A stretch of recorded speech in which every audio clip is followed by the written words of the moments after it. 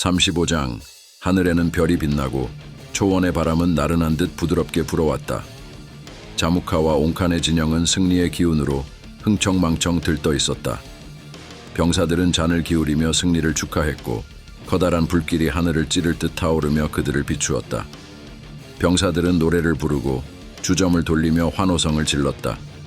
그들의 얼굴에는 승리에 대한 자부심과 태무진의 몰락에 대한 기쁨이 가득했다. 자, 마셔라. 우리가 태무진을 초원에서 몰아냈다. 자무카와 옹칸의 이름이 이 초원의 주인임을 모두가 알게 되었다. 옹칸이 자신의 금잔을 높이 들며 병사들에게 외쳤다. 그들은 그의 목소리에 더 크게 함성을 지르며 술을 들이켰다. 자무카. 옹칸이 그의 옛 동료를 향해 술잔을 내밀었다. 자무카도 술잔을 들어 그와 부딪혔다. 그의 얼굴에는 승자의 미소가 번졌다. 그는 여유롭게 술을 마시며 말했다. 이제 초원에는 우리 두 사람뿐이다, 옹칸. 그의 목소리에는 단단한 자신감이 묻어났다. 태무진은 더 이상 우리를 위협하지 못할 것이다. 이제 우리가 초원의 주인이 될 때다. 그러나 그 순간 어둠 속에서 감춰진 기운이 서서히 밀려오기 시작했다. 자무카와 옹칸의 진영을 둘러싼 평화로운 고요 속에 발굽소리와 말의 숨소리가 조용히 스며들었다. 바람은 더 차갑고 거칠어졌고 저 멀리서 울리는 낮은 북소리가 고요한 밤 공기를 깨우기 시작했다. 무슨 소리냐? 자무카는 눈썹을 찌푸리며 물었다. 그가 귀를 기울이자 짧은 순간이었지만 전장의 혼란스러운 소음이 바람을 타고 진영 안으로 새우며 들었다. 그의 표정이 굳어졌다. 아니다, 저건. 자무카는 말을 끝내기도 전에 불현듯 커다란 함성과 함께 진영의 동쪽이 불타오르기 시작했다. 저기다. 태무진의 군대가 공격해왔다. 갑작스러운 외침과 함께 밤의 정적은 순식간에 깨져버렸다. 태무진의 군대는 불길처럼 몰려들었다. 그들은 밤의 어둠을 이용해 적의 진영을 완벽히 포위하고 그들이 승리의 취기에 젖어있는 사이를 틈타 전면 공격을 감행한 것이다. 진영 곳곳에서 폭음이 울려 퍼졌고 태무진의 병사들은 함성을 지르며 적의 방어선을 무너뜨리기 시작했다. 태무진은 선두에 서서 직접 정운을 지휘했다. 그의 눈은 번개처럼 날카롭게 빛났고 그의 손은 하늘을 가리켰다. 이곳이 바로 그들이 몰락할 자리다. 모두 적을 포위하라. 그들을 이 밤의 어둠 속으로 몰아넣어라. 그의 명령에 따라 젤메와 수부타이, 제베, 쿠빌라이, 무칼리, 보르추가 각기 다른 방향에서 적을 포위하며 전면 공격을 감행했다. 젤메는 연풍권법을 발휘하며 적진 속으로 뛰어들었다. 그의 몸은 바람처럼 유연하게 적들 사이를 휘돌았다. 그는 연무기술로 순간적으로 사라졌다가 다시 나타나면서 적들의 방어선을 찢어버렸다. 그의 검이 휘두를 때마다 피가 바람에 날렸고 적들은 그의 빠른 움직임에 대응하지 못한 채 차례차례 쓰러졌다.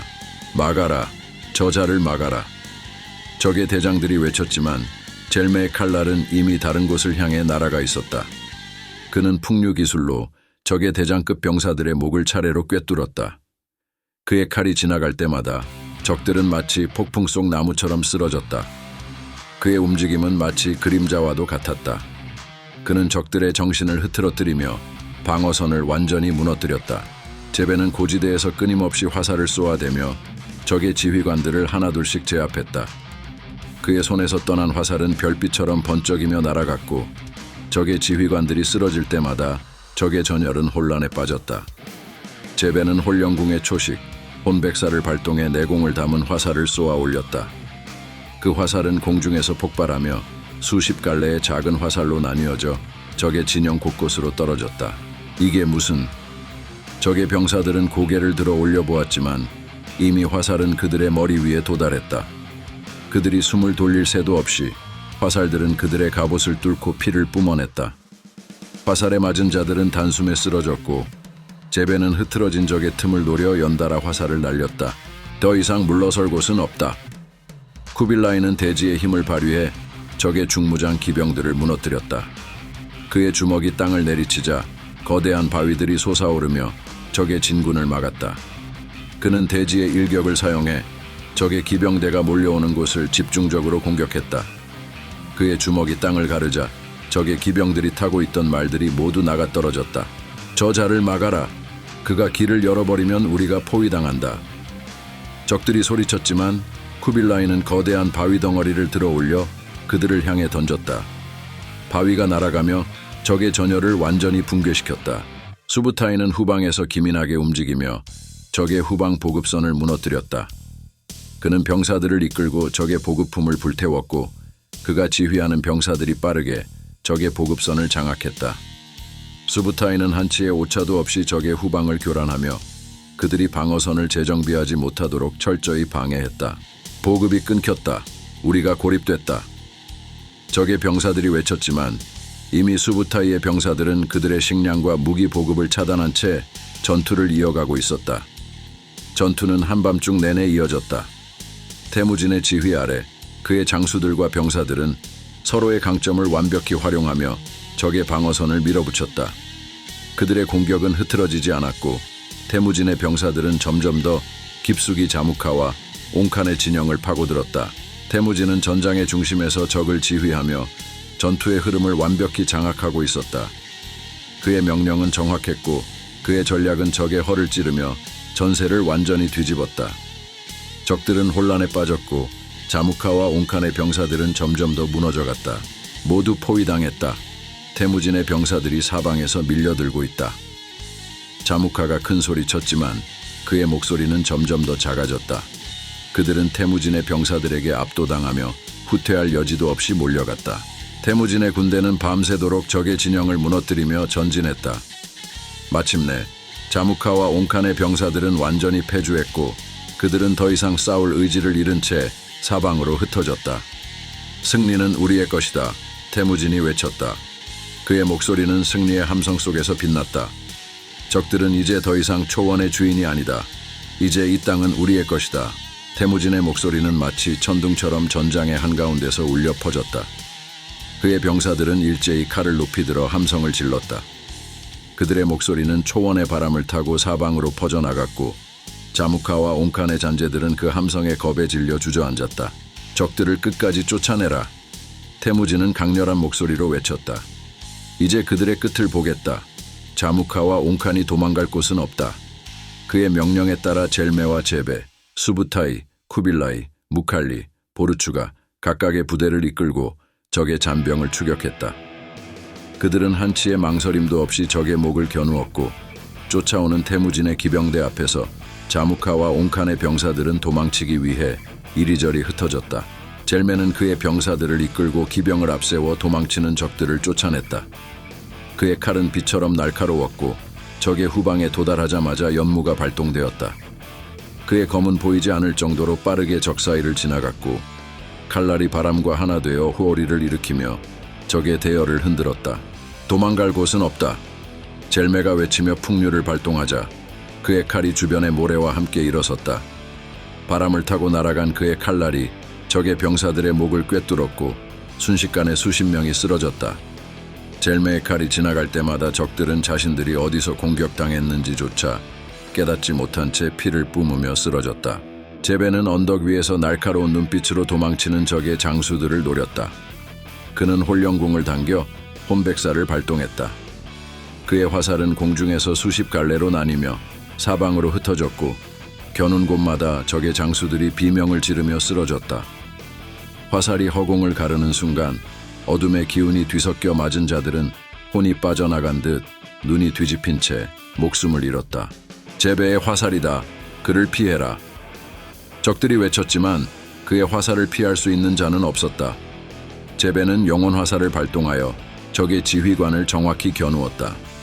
화살이 심장을 관통한 순간 그들의 눈은 하얗게 뒤집혔다. 그의 화살은 적의 심장뿐 아니라 그들의 영혼을 파괴했다. 후후 초노는 그림자처럼 적의 후방에 잠입했다. 그의 검은 보이지 않을 정도로 빠르게 움직였고 다가오는 순간 적의 목은 순식간에 잘려나갔다.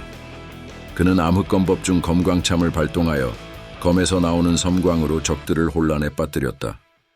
섬광은 사방으로 퍼져나가며 적들의 눈을 멀게 했다. 무슨 일이냐? 눈이 보이지 않는다.